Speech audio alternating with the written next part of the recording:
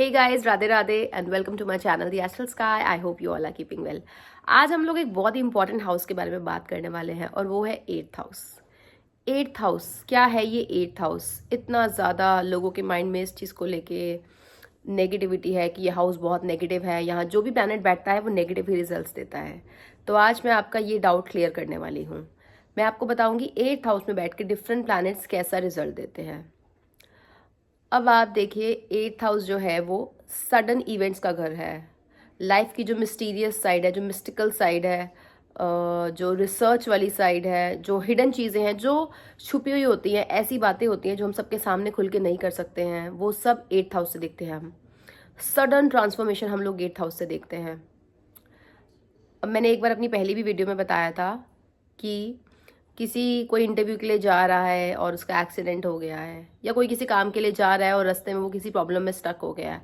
अब हो सकता है उस इंसान का वो वाला काम, अगर वो इंटरव्यू के लिए जा रहा है तो इसको इंटरव्यू क्लियर ना होना होता, लेकिन क्योंकि वो एक्सीडेंट जो हुआ, वो जो कि ऑलरेडी डिस्टाइंड प्री डिस्टाइंड था कि वो होना था, उसकी वजह से उस बंदे की जो जॉब थी वो उसको मिल गई। लेकिन हमें क्या लगता है कि ओहो ये प्रॉब्लम हो गई है ना, but because we don't know, we are human beings, so we don't know कि गॉड का क्या प्लान था और वो किस लिए हुआ था। तो जो भी है वो ऑलरेडी प्री डिस्टाइंड ही होता है। बट इसका मतलब क्या ये है कि हम अपना एफर्ट करना छोड़ दें? नहीं, अपना एफर्ट तो हमें करना ही है, बिकॉज ये जो धरती है ये कर्म प्रधान है, कर्म करना बहुत ज़रूरी है। थोड़ा सा डाइग्रेस हो जाती हूँ मैं टॉपिक से, बट लॉजिक समझाना is very important for me.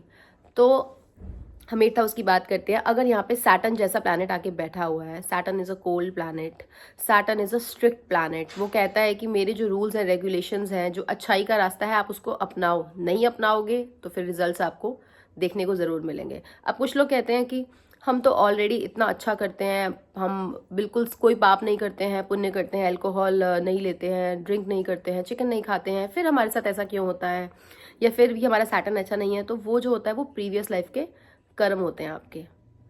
Coming to Saturn in eighth house, Saturn in eighth house वाला इंसान उस काफ़ी इंट्यूटिव हो सकता है।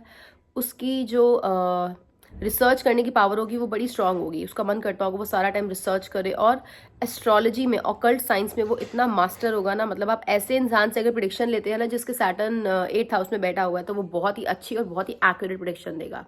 तो सैटर्न इन एट्थ हाउस वाले मिस्टिकल यानी कि ऑकल्ट साइंसेस में बहुत ज़्यादा अच्छे होते हैं। यहीं अगर सन आकर यहाँ बैठ गया है, तो सन क्या है? इंसान की सोल है, इंसान की पर्सनालिटी है, इंसान कैसा है, कैसा दिखता है, कैसा उसकी सोच है, और कैसा उसका सोल फील करती है, जो उसकी ट्रू आइडेंटिटी है, वो हम सन से देखते हैं। अगर सन एट्थ हाउस में आके बैठ गया है तो ऐसा इंसान क्या करेगा? क्योंकि एट्थ हाउस हिडन चीज़ों का है, तो ऐसा इंसान ना अपनी पर्सनालिटी को, ट्रू पर्सनालिटी को लोगों से छुपाने की कोशिश करेगा। मतलब वो अंदर ही अंदर कुछ कर रहा है, बट वो चाहता है कि लोगों को इसके बारे में ना पता लगे। सन इन एट्थ हाउस वालों के सीक्रेट्स ज़रूर होते हैं। यहीं अगर वीनस आके बैठ गया एट्थ हाउस में, एट्थ हाउस है सीक्रेट हाउस, और वीनस क्या है? Love relationships. वीनस मतलब love relationships, majorly love relationships को दिखाता है, बट इसके अलावा लग्जरी को भी दिखाता है। तो आप देखेंगे ऐसे इंसान ना अपने लव रिलेशनशिप्स को, अपने अफेयर्स को, सीक्रेट अफेयर्स होंगे ऐसे इंसान के बहुत सारे, और ऐसा इंसान शादी के बाद भी एक्स्ट्रा मैरिटल अफेयर्स कर सकता है। लेकिन अगर सैटर्न यहाँ आके उसके साथ बैठ गया है तो वो उसकी इस हैबिट को कंट्रोल करेगा। तो सैटर्न वीनस जब एट्थ हाउस में बैठते हैं तब ये प्रॉब्लम नहीं होगी। बात करते हैं मर्क्यूरी इन एट्थ हाउस वाले। मर्क्यूरी क्या है? इंटेलिजेंस का प्लैनेट है। ऐसे लोग पब्लिक में दिखाएंगे कि हमें कुछ समझ नहीं आ रहा है, हम कंफ्यूज्ड हैं, लेकिन उनको सब समझ आता है। वो अपनी इंटेलिजेंस को लोगों से छुपाते हैं। अब आप कहेंगे ऐसा कोई क्यों करेगा? क्योंकि कई लोग स्मार्ट होते हैं, वो चाहते ही नहीं है कि कई बार एक्स्ट्रा काम हमारे ऊपर आ जाए, या कोई और भी रीज़न हो सकता है। बट जनरली ये लोग क्या करते हैं? अपनी इंटेलिजेंस को, अपने इंटेलेक्ट को लोगों से छुपा के रखते हैं। But at the same time mercury in eighth house makes great researchers. ऐसे लोग रिसर्च में इतने अच्छे होते हैं कि मतलब वो रिसर्च में अगर जाएं तो वो काफ़ी ज़्यादा नाम कमा सकते हैं रिसर्च के फील्ड में, बिकॉज उनका जो इंटेलेक्ट है, उनका जो ब्रेन है, वो इसी डायरेक्शन में बहुत ज़्यादा अच्छे से काम करता है। इसके अलावा हम अगर बात करें, अगर यहाँ पे केतु बैठ गया है तो मतलब केतु राहु दोनों में से कोई भी बैठता है तो वो ना फाइनेंशियल इंस्टेबिलिटी देता है लाइफ में। बहुत ज़्यादा financial challenges, financial losses, emotional turmoil, और इतने ज़्यादा ट्रांसफॉर्मेशनल एक्सपीरियंसेस होते हैं ना ऐसे इंसान की लाइफ में। But at the same time अगर ये इंसान राहु या केतु एट्थ हाउस वाला स्पिरिचुअलिटी की तरफ जाए और सोचे कि हाँ मुझे स्पिरिचुअल ही बनना है, तो जो है इस प्लैनेट के जो नेगेटिव रिजल्ट्स हैं उनको डेफिनेटली कंट्रोल किया जा सकता है। अब हमने राहु केतु कवर किया है, सन कवर किया है, वीनस कवर किया है, सैटर्न भी कवर कर लिया है, मर्क्यूरी भी। तो अब हम लोग बात करते हैं जब मार्स आके यहाँ बैठता है। मार्स को ना बहुत नेगेटिवली लेते हैं लोग, मंगल है या ऐसे कह देते हैं कि ये मंगलीक है, इसकी शादी नहीं होगी। आप सोचिए मंगल का मतलब क्या है? ऑस्पिशियसनेस। तो जिसका नाम ही ऑस्पिशियस प्लैनेट है वो कैसे इन ऑस्पिशियस रिजल्ट्स देगा, या कैसे वो किसी के लिए अमंगल कर सकता है? अब आप देखिए मंगल, मार्स यानी कि अगर 8th हाउस में बैठा है तो मार्स दिखाता है एग्रेशन को, रिस्पॉन्सिबिलिटी को, पैशन को। अब आप उससे कौन सी एनर्जी को लेते हैं वो आपके हाथ में है, आप क्या चूज करते हैं। Planets keep giving you the ideas, it's you who has to make a choice. Because sometimes बहुत सारे, हम ये नहीं कह सकते कि सारा कुछ ही मतलब कंट्रोल में है और हमें कोई चॉइस नहीं दी गई है। डेफिनेटली हमें चॉइस दी गई है, it is on us. Mars in 8th house वाले फिजिकली बहुत ज़्यादा एक्टिव होते हैं, इंटीमेट रिलेशनशिप्स में बहुत ज़्यादा एक्टिव होते हैं। कई बार मार्स सैटर्न इकट्ठे आ जाता है तो फिर थोड़ा सा आपको वायलेंस देखने को मिलेगा मैरिड लाइफ में, या ऐसे लोग थोड़े से वायलेंट होते हैं जिनके पास ये कॉम्बिनेशन होते हैं, या लोग वायलेंट होते हैं, या वो देखेंगे कि जिस फैमिली में वो रह रहे हैं वहाँ पे काफ़ी ज़्यादा वायलेंस हो रहा है।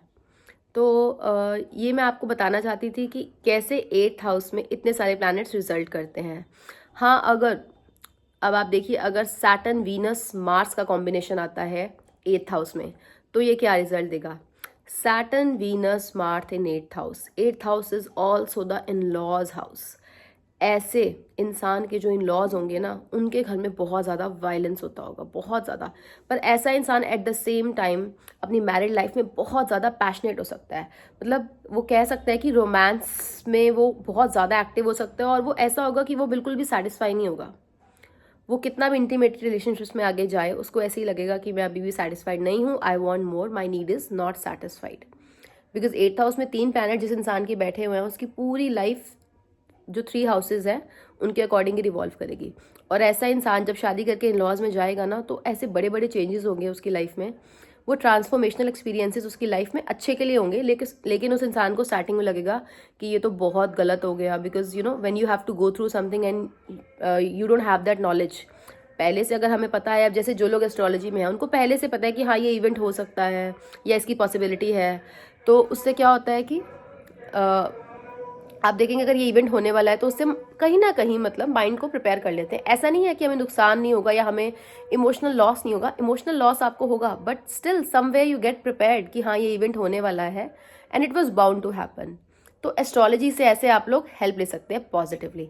8th हाउस में अगर इसके अलावा भी आपकी कोई कंजंक्शंस हैं तो आप प्लीज़ इनबॉक्स में कमेंट सेक्शन में लिखिए, मैं आपको ज़रूर गाइड करूँगी। वीडियो अच्छी लगी then please subscribe. Radhe Radhe.